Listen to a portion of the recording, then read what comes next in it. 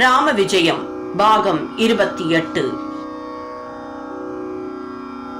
கடலை கடந்து அந்த பக்கமும் சென்று தேட வேண்டும் என எல்லா வானரங்களும் துடித்தனர். ஆனால் அது அவர்களால் இயலவில்லை.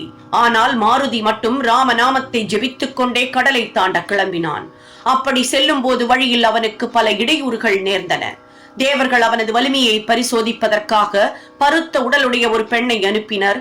தனது வாயை அகலமாக திறந்து கொண்டு அவள் அனுமன் செல்லும் வழியில் குறுக்கே நின்றாள்.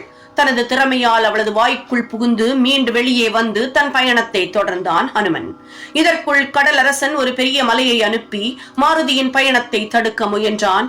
ஏன் நல்ல வானரமே, நீ ஏன் என் மடியின் மீது அமர்ந்து இளைப்பாரி விட்டு செல்லக்கூடாது என அந்த மலை அனுமனை கேட்டது. தனது காரியம் இப்படி தடைபடுகிறதை என கோபம் கொண்ட மாருதி அந்த மலையை ஒரே அழுத்தில் கடலுக்குள் மூழ்கடித்து விட்டு மேலே தொடர்ந்தான். இன்னும் சற்று தொலைவு சென்றதும் ராகு கேது இவர்களின் தாயான சிம்ஹிகா என்னும் பூதம் மாருதியை விழுங்கிவிட்டது. ஆனால் மாருதியோ அந்த பூதத்தின் வயிற்றை கிழித்துக் கொண்டு வெளியே வந்து விட்டார். இப்படியாக எல்லா தடைகளையும் தாண்டி இலங்கை வந்தடைந்தான் ஹனுமன். அவன் வந்த இடம் மேல் இலங்கை பகுதி. அதை காவல் காத்துக் கொண்டிருந்த ஒரு பெண் தெய்வம் மாருதியின் கால்களை பிடித்திழுத்து கீழே தள்ளியது. சட்டென எழுந்த மாருதி ஓங்கி ஒரு குத்து விடவும் அதனால் நிலை குலைந்து போன அந்த பெண் தெய்வம் தன் உயிரை காப்பாற்றுமாறு மாருதியை வேண்டி கெஞ்சியது. அதன் மீது இறக்கப்பட்டு அவளை விட்டதும் அந்த காவல் தெய்வம் அவனை வாழ்த்தி, நீ எடுத்த காரியம் உனக்கு ஜெயமாகும் என ஆசி வழங்கியது. அங்கிருந்து கிளம்பி கீழிலங்கை பகுதியான பூதலங்கைக்கு மாருதி சென்றான்.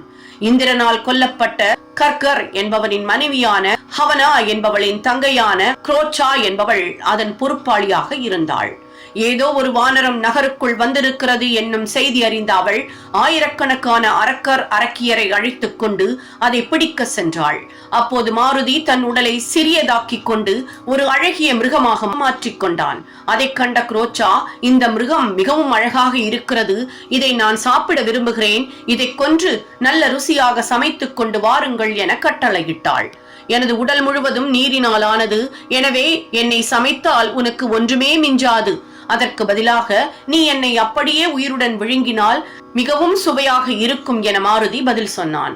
அதை கேட்டு மகிழ்ந்த அந்த அரக்கி மாருதியை பிடித்து தன் வாய்க்குள் போட்டு விழுங்கினாள். நேராக அவளது இதயத்திற்கு சென்ற மாருதி அந்த தசையை பலமாக அழுத்தி கசக்கினான். பொறுக்க முடியாத நெஞ்சுவலியால் தங்கள் தலைவி துடிப்பதைக் கண்ட அவளது சேடி அரக்கியர் அதற்கான மருந்தை பன்றி மலத்தில் கலந்து அவளுக்கு ஊட்டினர். அந்த துர்நாற்றத்தை சகிக்க முடியாமல் அந்த வானரம் தனது வாளை அவளது மூக்கு காதுகளின் வழியே நீட்டி ஆட்டியது.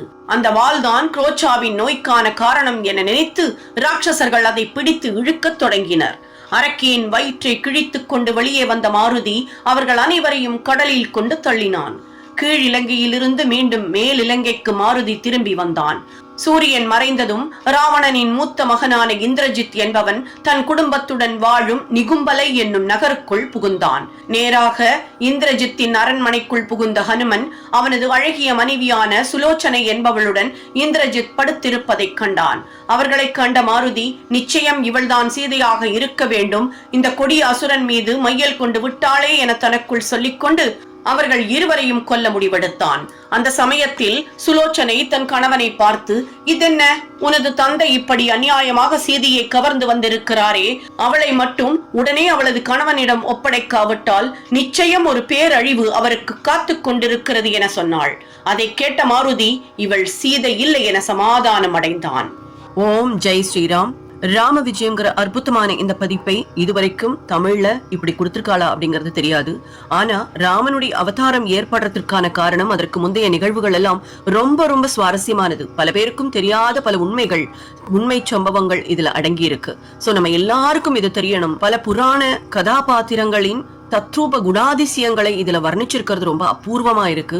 கண்டிப்பா இந்த பதிவை முடிஞ்ச அளவுக்கு மற்றவளுக்கும் ஷேர் பண்ணுங்க. இதை கேட்கறதுக்கே நம்ம பல புண்ணியம் பண்ணிருக்கணும்னு சொல்லுவா. அதனால முடிஞ்ச அளவுக்கு மற்றவாளுக்கு இதை செய்ய செய்ய நம்மளுடைய வாழ்க்கை சிறக்குங்கிறது உண்மை. சப்ஸ்கிரைப் பண்ணாதவா கண்டிப்பா சப்ஸ்கிரைப் பண்ணி ஒரு லைக் அண்ட் கமெண்ட் கொடுக்கலாம். உங்களுடைய வியூ என்ன அப்படிங்கறது கமெண்ட் பாக்ஸ்ல சொல்லுங்க. எப்பொழுதும் சந்தோஷமாகவும் சௌபாகியமாகவும் இருக்க வாழ்த்துக்கள். ஸ்ரீராம ஜெய ராம ஜெய ஜெய ராமா, ஸ்ரீராம ஜெய ராம ஜெய ஜெய ராமா, ஸ்ரீராம ஜெய ராம ஜெய ஜெய ராமா, ஸ்ரீராம ஜெய ராம ஜெய ஜெய ராமா. தொடர்ந்து இணைந்திருங்கள் ஓம்கார் சரித்ராவுடன்.